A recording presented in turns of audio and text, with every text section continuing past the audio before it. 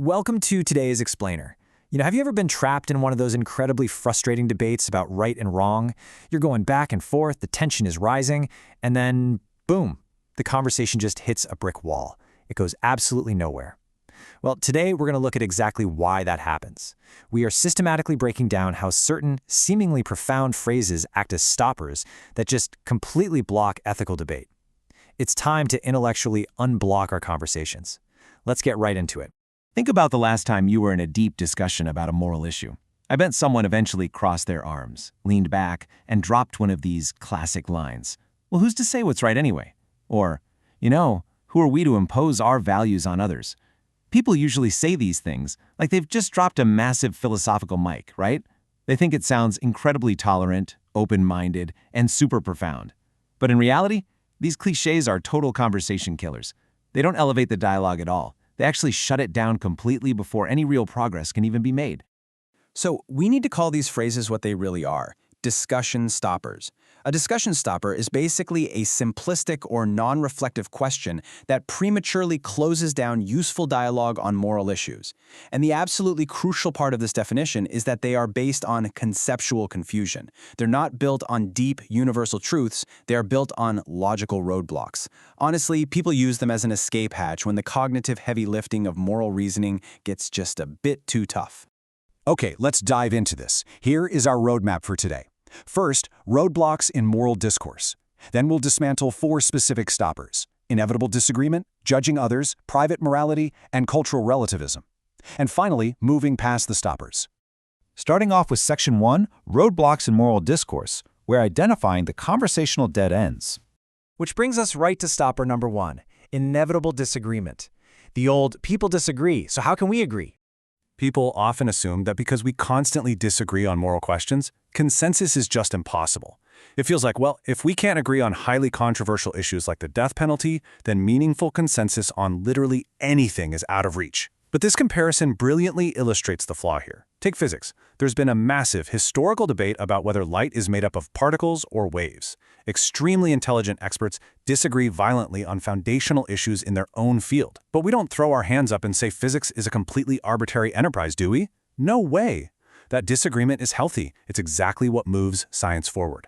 And the exact same rule applies to ethics. Expert disagreement doesn't mean the field is arbitrary. Plus, if you think about it, we actually do agree on a ton of basic moral principles, like the fact that willful murder or cheating is wrong.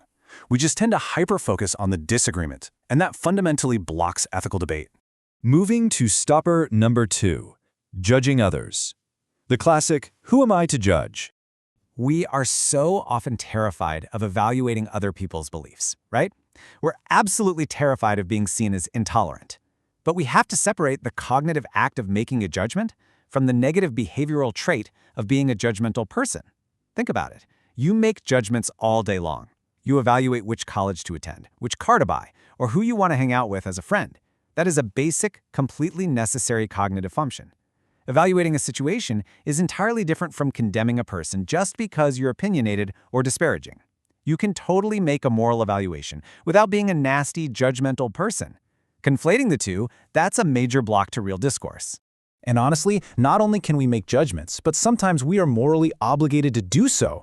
Imagine you witness an adult physically abusing a child in a public place, or you see a community being denied basic human rights solely based on their gender. You can't just stand by and say, well, who am I to judge? Failing to make a judgment in those situations isn't being tolerant, it's being immoral. The who am I to judge stopper completely falls apart when real harm is on the line. Okay, stopper number 3, private morality. Isn't morality just a personal matter? So many people assume ethics is strictly personal. But to see how absurd this actually gets, let's look at the escalation of personal taste. Morality, by its very definition, is a public system of rules designed to prevent harm and promote human flourishing among a group of people. If it were strictly private, we couldn't even study it. Let's say you prefer chocolate ice cream and I prefer vanilla. Okay, that's a personal preference. We're not going to debate that.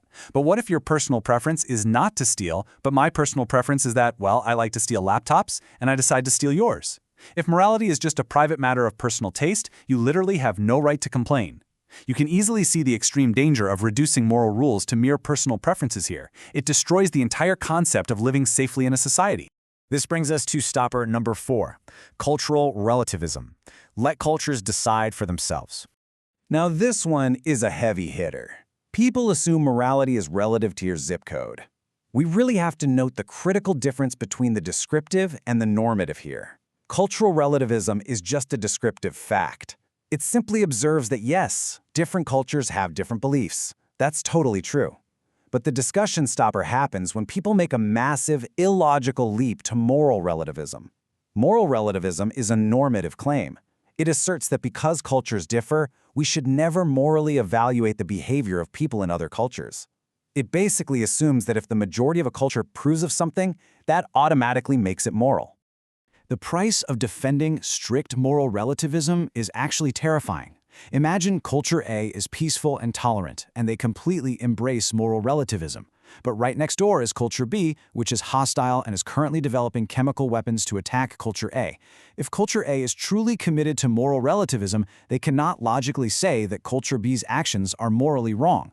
They can only say culture B's actions are different. Moral relativism literally strips us of the ability to condemn obvious evil. It's a conceptually flawed framework that would reduce global politics to a giant shouting match where whoever has the biggest weapons wins. It completely blocks any meaningful ethical debate right when it matters most. Let's look at Section 6, Moving Past the Stoppers, Embracing Moral Objectivism. So how do we get out of this mess? How do we move past the chaos? Well, we embrace moral objectivism. To understand this, just think about a debate over the greatest baseball player of all time. If you argue for Babe Ruth and I argue for Hank Aaron, we're having a completely reasonable debate. There might not be one uniquely correct answer. But if someone jumps in and claims some random terrible player who struck out every single game is the greatest of all time, they are objectively wrong. Moral objectivism acknowledges that while there might be a plurality of acceptable answers to some really complex moral questions, there are definitely wrong answers. We don't have to just accept this anything-goes mentality just because things are complicated. So, the crucial point is this. Let's lock this in and quickly review our roadmap.